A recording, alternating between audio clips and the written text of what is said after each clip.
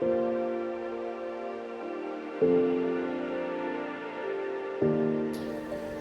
projet a été initié par le parc naturel marin du bassin d'Arcachon pour permettre aux jeunes du territoire de mieux connaître l'environnement marin qui les entoure. Et pour chaque classe qui participait à ce projet, on a travaillé de concert avec les équipes pédagogiques pour accompagner au mieux les programmes scolaires et aussi pour valoriser les connaissances au sein des établissements et auprès des familles.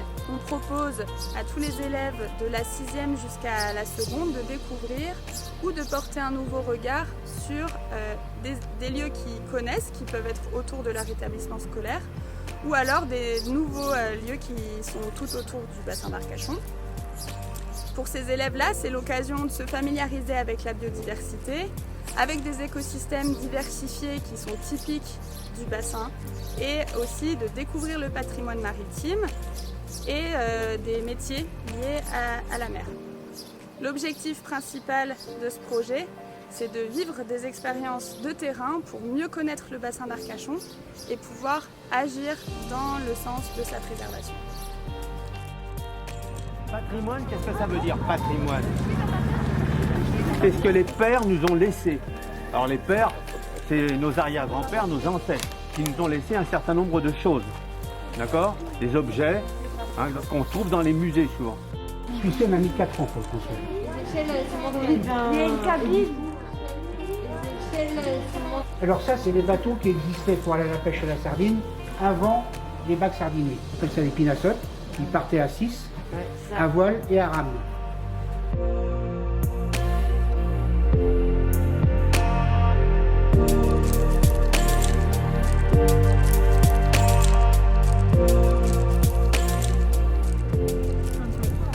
C'est hyper beau.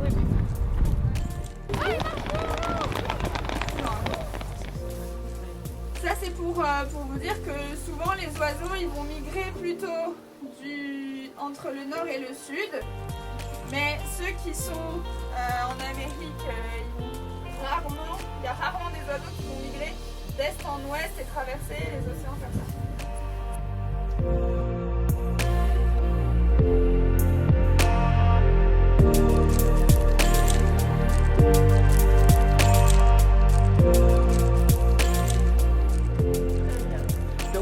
De là, quand ça commence à bien frayer dans le bassin, nous, l'Ifremer, relève un échantillon d'eau et calcule à peu près le nombre d'huîtres qu'il y a en suspension dans l'eau. Alors concernant la perception de ces sorties, les élèves sont enchantés. Une sorte de récréation géante et de bol d'air géant. Et puis bien entendu, ça les intéresse aussi parce que ça donne du sens à ce qu'ils vivent au quotidien sans vraiment s'en rendre compte. Des cabanes ostréicoles, ils en voient, mais ils ne savent pas plus que ça à quoi ça sert. Des pinasses, ils en voient, mais ils ne savent pas plus que ça depuis quand c'est construit et pourquoi ça a cette forme. Et donc voilà, ça sert aussi à donner du sens. Donc la résine, j'en ai mis là dans un pot. C'est bleu. Quand on va mettre le catalyseur c'est ce qui va la faire durcir. Elle va changer de couleur. Il y a un révélateur de catalyse, on appelle ça. Donc elle va devenir verte ou marron.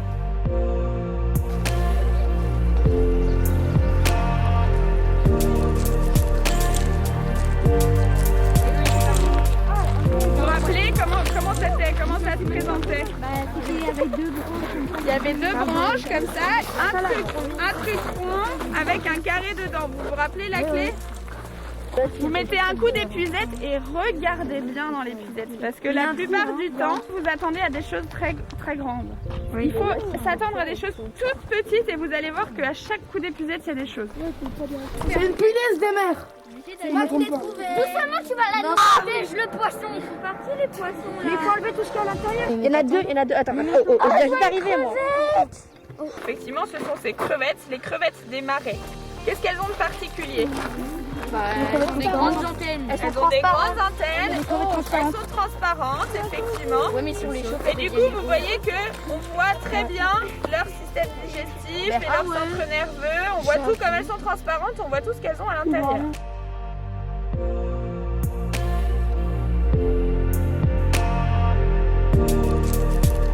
Donc en gros, dans le bassin d'Arcachon et sur les plages océanes, dès que vous mettez un pied sur le sable mouillé, vous êtes dans le parc marin. Et dans le parc marin, qu'est-ce qu'on fait? On essaye de préserver au mieux l'environnement, On essaye d'accompagner les acteurs économiques, donc les ostréiculteurs, les pêcheurs, à continuer leur activité, à la pérenniser et à avoir des bons comportements, des bonnes pratiques. Et on fait aussi de la connaissance. Il faut savoir que sur la côte atlantique, les grains de sable migrent du nord au sud en permanence avec la houle et les courants. Et donc c'est ce phénomène de dérive littorale qui a amené la création du Cap Ferret et qui a fermé le bassin d'Arcachon et qui a rendu la lagune propice à toutes les activités qu'on y trouve et aussi à pas mal d'espèces. Et ce phénomène-là d'entrée, d'aller et venue de la marée dans le bassin d'Arcachon a aussi une grosse influence sur la biodiversité qui est associée à cette lagune à marée.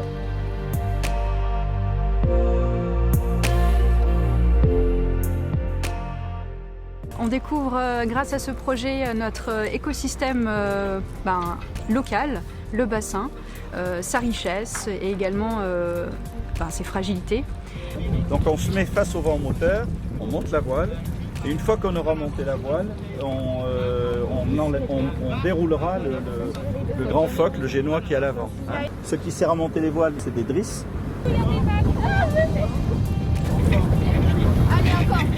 Yeah, encore, vas-y, encore, voilà. C'est bien. Parfait. Quand on a installé les huîtres, elles se sont installées de plus en plus haut sur le bassin, là où il y avait de moins en moins d'eau. Donc on cherchait un bateau avec un fond plat et qui porte beaucoup de choses. Donc il y avait un architecte à Arcachon qui avait les moyens de voyager. Il est allé aux États-Unis, pas loin au nord de New York. Il est allé aux États-Unis, puis il a trouvé, il a vu ce bateau, il a dit c'est ce bateau-là qu'il nous faut.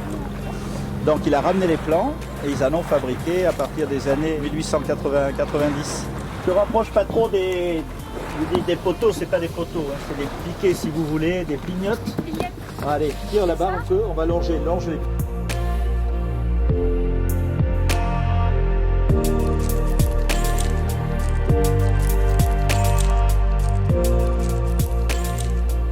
Donc ce projet me paraît indispensable parce qu'il permet aux élèves d'aller sur le terrain, de découvrir concrètement ce que l'on découvre en classe, dans toutes les richesses du bassin d'Arcachon dans lequel nous vivons. L'estran qu'on a sur le bassin d'Arcachon, c'est plutôt un estran vaseux.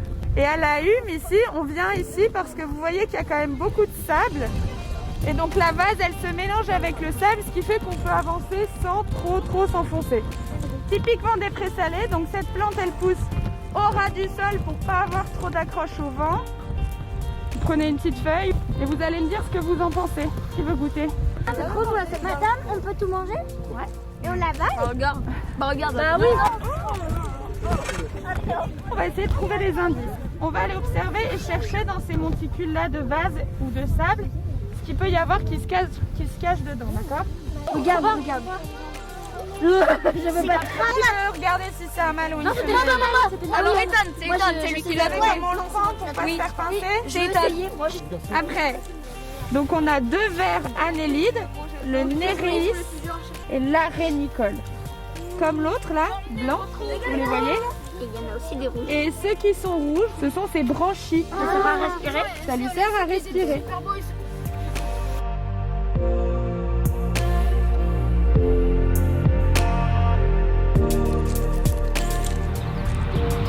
Alors aujourd'hui, nous avons amené une classe de 6e dans un milieu proche de chez eux, puisque nous sommes au Cap Ferret, proche de chez eux, mais qui ne connaissent pas tant que ça.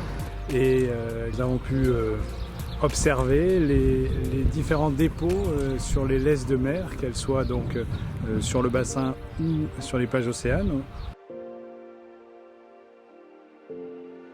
Et à la fin de cette journée, nul doute que les élèves auront appris énormément de choses sur ce milieu.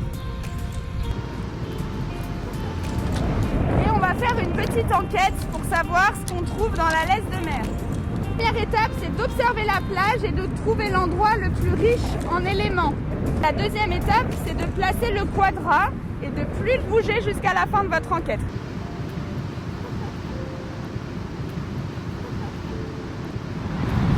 Laboratoire de terrain. Vous allez pouvoir observer les différents éléments du sable.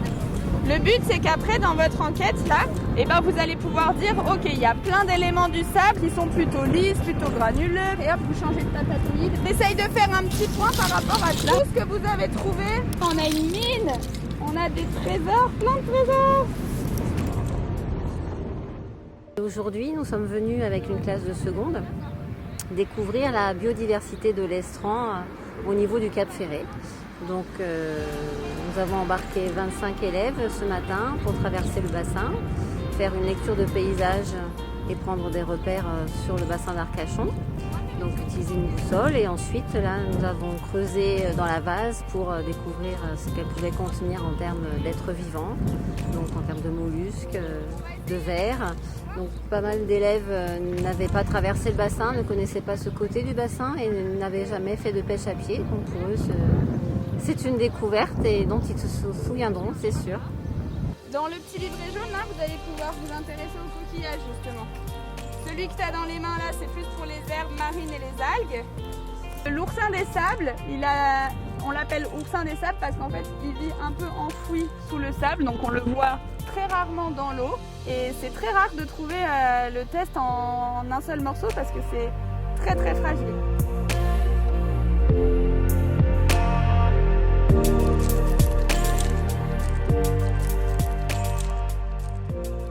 Aujourd'hui, nous avons travaillé sur un herbier à zoster.